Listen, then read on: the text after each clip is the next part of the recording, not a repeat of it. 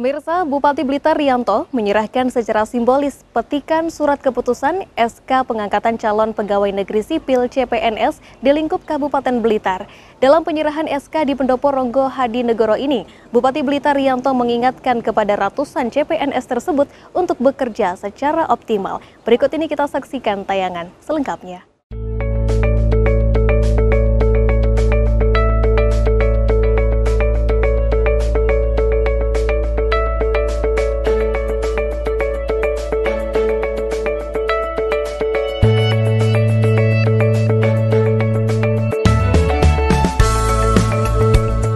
Inilah sebanyak 440 calon pegawai negeri sipil CPNS yang dinyatakan lulus seleksi penerimaan CPNS 2018 yang siap menerima petikan SK CPNS dari Bupati Blitar Riyanto di Pendopo Ronggo Hadinegoro.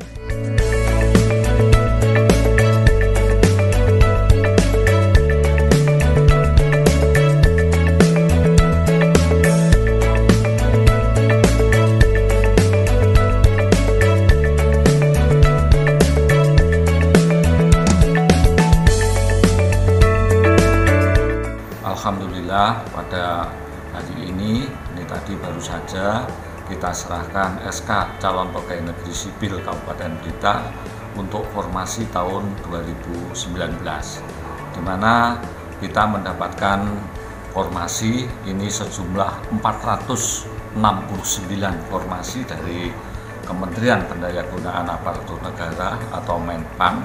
Namun sayangnya pada saat ini kita hanya bisa menyerahkan SK sejumlah 440, jadi terdapat 29 formasi yang terpaksa tidak bisa terisi.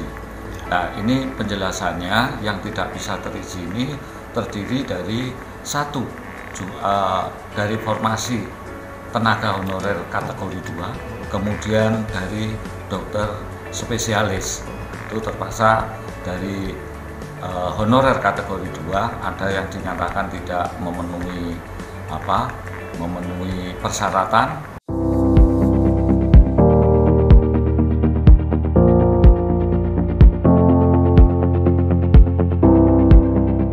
Bupati Blitar Riyanto beserta sejumlah pemangku kepentingan di lingkup Pemkab Blitar hadir langsung pada upacara penyerahan petikan SK CPNS ini. Dari total CPNS yang dinyatakan lulus seleksi, mereka terbagi menjadi 3 formasi, yakni formasi khusus X tenaga honorer K2 sebanyak 50 orang, formasi umum terdiri tenaga guru 169 orang, tenaga kesehatan 159 orang, dan tenaga teknis 62 orang.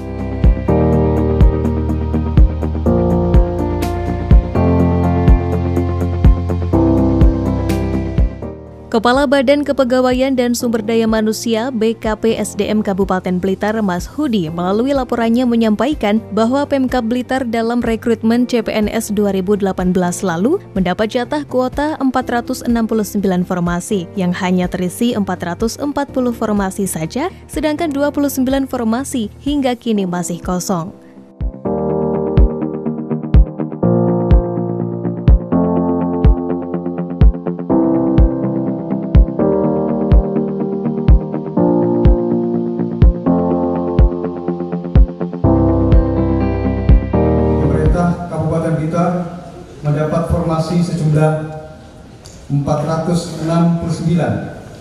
dengan perincian sebagai berikut.